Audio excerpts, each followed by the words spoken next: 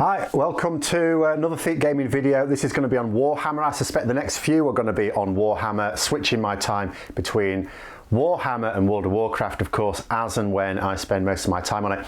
This is going to be 40k and to do with the new app. I say new app from Warhammer, but of course they brought it out a while ago with 9th edition, but it was not in a brilliantly usable state. They were still charging for it. At the moment, if you want to try it out, it is free because they finally got the useful Battleforge section working now, which allows you to actually build your armies. Of course, if you want to build 9th edition armies with the 9th edition codices, which I've got one here, then you have to have the physical codex, you should anyway, and you get a code in the back to redeem.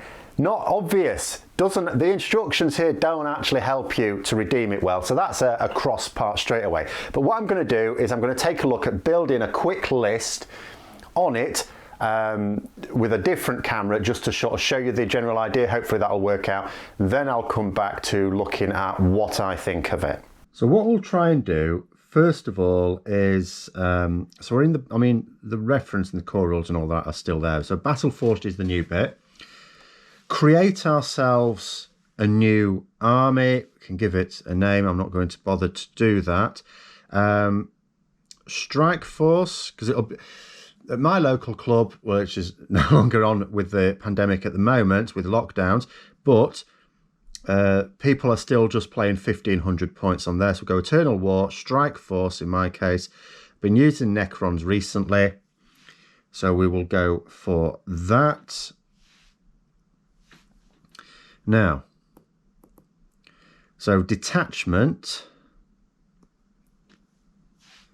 add in a detachment. So I have been recently, I actually forget what my latest list was. I haven't actually been going for battalions because I've not been using the core ones. Let's see if I can't remember what I have been doing. We'll just go for an Outrider, I think, just to begin with, because that'll be the closest to what I've been using recently. So now we've got that, we select our dynasty, go for Mefrit. I used Mefrit last, and then start clicking on, oh no, hold on, that is not correct. Click on the actual detachment. Then we get the list of units. Now it looks very nice. Catacomb Command Barge I've been using. I'll get a Technomancer in there as well. Now for elites, Lich Guard and a Triarch Stalker. No troops. For fast attack we need 3, so Scarab Swarms, Tomb Blades, Praetorian. I love Praetorians, you know. I'm never convinced I get my full value from them, but I do love them. And do you know what? A couple of Doomsday Arcs. And that will be that. Now, let's just see here. So, we're in there. We can now do options. So the Catacomb Command Barge, that's all fine. Technomancer, we can give it Canoptic Cloak. Yeah. Now I'm trying to work out somewhere. I think the easiest place actually is to click on here and go Missing Warlord options. So we'll select our Warlord, who will be the Catacomb Command Barge, and Enduring Will, why not? Choose a relic. So for this particular one, Veil of Darkness, and assign it to the Catacomb Command Barge. Pre-game stratagems, extra heirloom, and we'll go for the Voltaic Staff on my Technomancer. So that all works nicely.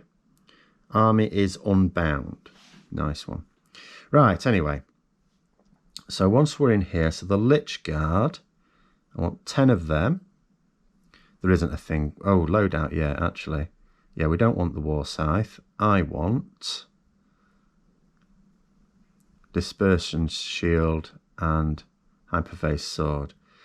It's a shame I can't just do this for the whole lot of them.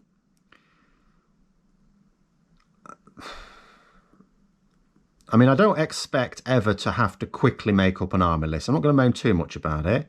And I can't rule out the fact that there is some cunning option that I'm just missing at the moment. But it is what it is. Are you even allowed to give them all different weapon choices anyway? I can't remember. We'll assume that we are, because it's allowing me to. Triarch Stalker, I know that I tend to give that the twin heavy Gauss cannon. It's keeping an eye on my points here. Now, one slight issue I have, and again, I may be missing something, but because I've gone for Strike Force, whatever, it's letting me spend 2,000 points. Now, I'm actually trying to make a 1,500 point list, but in the option, see, those are just the actual options. There's no way of limit. So I just have to obviously, I mean, it's not too much of a bind. I'm just going to say, right, well, I need another 200 points, or I can't spend more than another 200 points. The Praetorians, we're having 10 of them straight away, at which point I can't really afford very much else. So either points have gone up recently, or this is not the list I was playing last time, because I certainly had more Tomb Blades than this. So, another Tomb Blade there, another Tomb Blade there, and then we'll give as many as I can. It'll probably be 3, won't it? Oh, what am I doing? Not load out. Additional war gear, Shadow Loom, additional war gear, Shadow Loom. 1,500 points. Now, what can we do with this at the end of the day?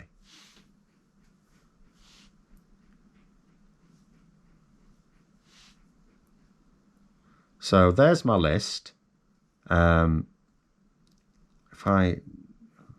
It gives me the information I need, I guess. But does it?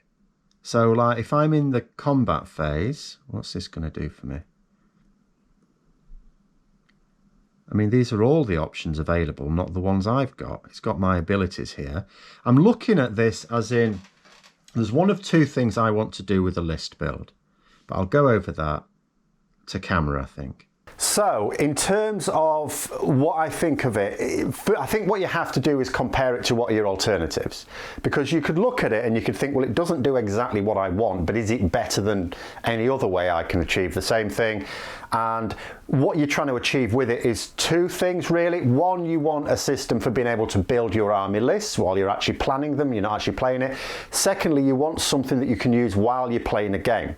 Because your army list and all the details, far too much to remember while you're playing a game. So you need something to remind you what to do. Your alternatives, at least for me, are using the actual codices, physical codices, and in my case, creating cheat sheets. I am a big fan of these because the big advantage for me is, you know, it's all right using a codex to look up, okay, so I'm in the combat phase now, I need to know what my combat stats are and the stats for my weapon. You know to do that. But what if you've got some special ability you forget about in a different phase where you don't really have to specifically look up the details for a particular model? Maybe it gives you an aura that gives an invulnerable save to things around it. Well, it's not taking a save itself, so you don't look up that particular rule for that unit. Things like this, where I just write it out phase by phase, things to remember, and then when I get in each phase, quick scan and go, oh yeah, I need to remember those special rules. That for me is ideal. That's what I would like it to do in the game. Does it do that? No. So I am going to go through what I think it does well, and the other thing to compare it to, of course, is Battle Scribe. A little bit tricky with Battle Scribe at the moment because it doesn't seem to be updating. You know, I keep updating, it keeps, oh yeah, we've got updates for you, and I go, grand. Yeah, it doesn't seem to be updating for 40k 9th edition. I still cannot make a list. For example, I cannot make a 9th edition Necrons list using the new, but actually, let's be honest, no longer new Necrons codex on it. I can use Indomitus rules, no longer valid. So, In terms of what I think it does well, first of all, when I was sort of trying it out, some bits weren't necessarily that intuitive. Now that may be just me. I'm not going to call that good or bad whether it's intuitive. For something like this, I don't need it to be intuitive. You know, if you use it enough, will you learn how to do it? Yes, you will. It's fine. It's actually okay. It's the only thing it would be a black mark against it is if you had to go through lots and lots of different windows to get to a thing that should really come up there. Now, I did note in there, you know, what appeared to be, and I have to accept that there may be little options in there that may be still under development or may still be there and they just didn't seem apparent to me. For example, if I wanted to load out all of the models in a unit with the same weapons, there didn't seem to be an option for doing that. But then there often isn't in BattleScribe either. What I did think it did well on is, so if you just wanted to use it to tinker with some lists, you're just sat around in the gaming club or at home, or maybe watching the telly, you've just got your tablet out. Is it really good for building yourself some lists? It is actually. I would actually say it wins out on that. I would say it's better than BattleScribe. Now with BattleScribe you have an app and you also have the desktop version. The app is not actually all that good. And even if you use a little laptop, I would still say that this app, the 40K app, is better for just tinkering with lists and building lists than using BattleScribe as well.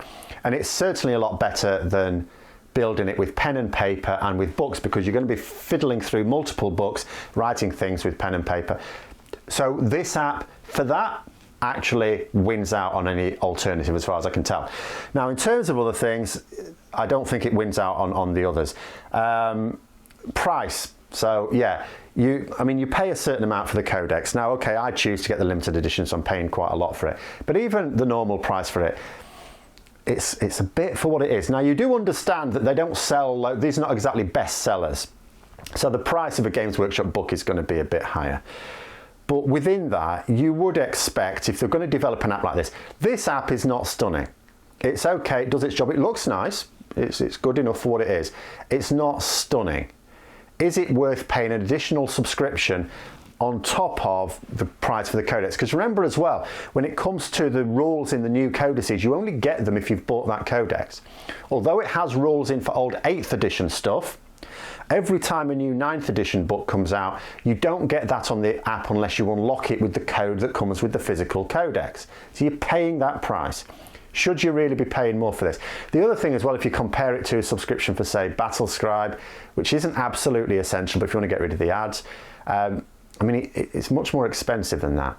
Now, you can look at it two ways here. You can say, well, Games Workshop hobbies are expensive enough without an additional amount of money that could get you another box of 2 squads of Marines or something like that. The other way of looking at it is someone like me who spends quite a bit on it because I want lots of different armies in lots of different game systems.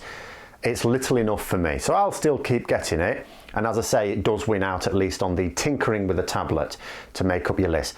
But beyond that, no. And I don't think it's worth the value either. Other things I sort of considered, in terms of how useful is it in a game, bog useless, I think. Absolutely useless compared to the alternatives. Like I said, it doesn't give you a format that says, oh, I'm in the combat phase now, what do I need to be aware of? That'd be really good if it could do that at least. Now, I don't particularly like using apps. I think these are better. Create yourself your own bespoke list. You know what sort of things you're more likely to forget. Put those in more prominent positions, but include everything in it phase by phase. That's just the easiest way to do it. But producing something like this takes a long time. You can't just go, do you want a game tomorrow night? Oh yeah, I'll use my things, I'll knock up a quick list and expect to do that. So that's where an app does come in useful. BattleScribe is useful for that because it gives you a print. There's a desktop version, you can get a printout that won't remind you of things, but it tells you what you need to know quickly and easily without having to mess about through what may be multiple codices. Like, I'll pick up the old Blood Angels again. Or if you're taking this, you're also going to be taking your Space Marines codex as well. So you're going to be messing about through a few books. You may need some Psychic Awakening or something like that. So having an app where it's all in one place would be good. This app does not really help you in a game. And so basically, in summary, what I would say is, in terms of ease of use in planning armies, it wins. It's really good for that. If you do a lot of that, and I do a lot of that, it could even be worth the subscription if you just see it as only for that, because I see it as only beneficial for that. I would say, however, that it does invite feedback, and I think my feedback would be, this is not useful to use in a game. I'll tell you what I see. It doesn't matter. I mean, I'm a novice player of 40k. I play with other people who are varying levels of expertise with it and experience. But I also watch more experienced players, for example, I mean, Tabletop Tactics, absolute classic. And do you know what? They forget things all the time. It doesn't matter how experienced you are, it's a complex enough game, there's a lot of things to remember. Having something that just takes you phase by phase and goes, remember these special rules, would be a boon. Because a lot of people do like using apps, they don't like the bits of paper, it takes a long time to make them up. Value for money, like I said, it's poor at the moment. It may improve, well, the fact that they're asking for feedback suggests that they intend to improve it. At the moment, it's not really that great. And I don't just mean it's not a huge expense, I suppose, for a lot of people, but it's not worth any extra money. You already pay for the codex, and if you get a load of codices, then you're paying quite a lot to Games Workshop for that. Really, given that the app needs that, it's not an alternative. It's not like you pay a subscription and then you don't need the physical codex if you're not that bothered about all the fluff that's in it, you only want the rules. This is not an alternative to that. It's an additional, you have to have it on top. So it's not good for that. The other thing is no desktop version. Not a big deal for some people. I like working on a PC. I like planning armies on a, yes, sometimes I will just lounge around on an armchair with a tablet, but quite a lot of the time I'm sat at my PC. That's where I want to be planning the armies. And I can't do that because it doesn't allow me to do that. It's app only. So the closest I could get is using a Chromebook or something to use it with. Not really going to bother with that. So that's my basic summary. I don't think it's in a good enough place to recommend that people, if they're already managing without it now, and if you don't see that it's only useful for planning armies as good enough for the money, I don't think it's worth it. But if it's either little enough money or you do find it a hassle to use either Battle Scribe, particularly at the moment it's not updating, or pen and paper methods to build your armies, well, this actually does do that job quite well. So those are my thoughts anyway. Let me know yours in the comments below, and until next time, I'll see you later.